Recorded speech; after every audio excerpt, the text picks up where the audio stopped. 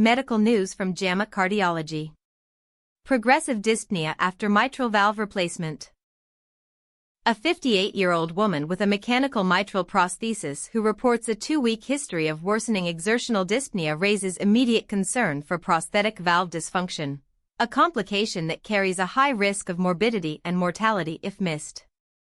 The rapid progression of symptoms, coupled with the mechanical nature of the valve, suggests that the underlying problem may be obstructive, thrombus or pannus formation, or regurgitant, paravalvular leak, both of which can precipitate pulmonary congestion and reduced cardiac output.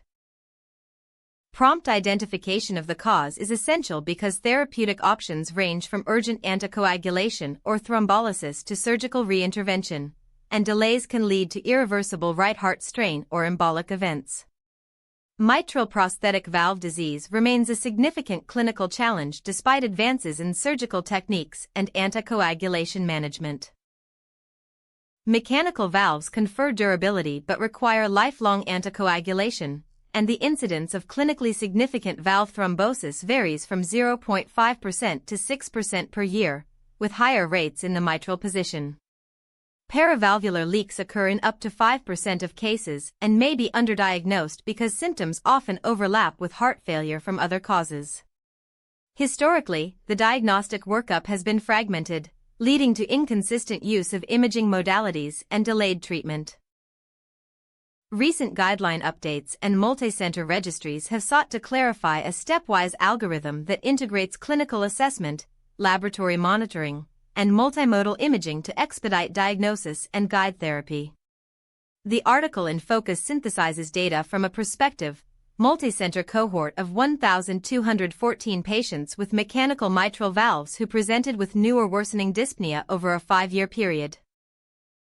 Participants were enrolled from tertiary cardiac centers across North America and Europe, and each underwent a standardized evaluation protocol that began with a focused history, physical examination, and measurement of international normalized ratio, INR. All patients received transthoracic echocardiography, TTE, as the first imaging test. If TTE was inconclusive or suggested prosthetic dysfunction, transesophageal echocardiography, TEE, was performed. In cases where echocardiography could not definitively differentiate thrombus from pannus, cardiac computed tomography, CT, with contrast was added. The primary outcome was the time from presentation to definitive diagnosis, and secondary outcomes included the need for surgical reoperation, incidence of embolic events, and 30-day mortality. The study found that a structured, tiered approach reduced the median time to diagnosis from 7 days, interquartile range 4 to 12, in historical controls to 2 days, IQR 1 to 3, p less than 0.001. TTE identified prosthetic obstruction in 38% of patients, but TEE increased detection to 71%, and CT added incremental value in 12% of cases where TEE remained equivocal.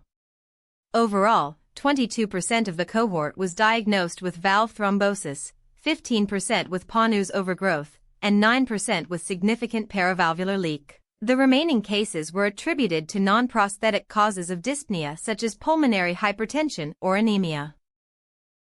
Thank you for watching. For the full article visit MedMind AI at medmind.pro. Like and subscribe for more evidence-based medical content.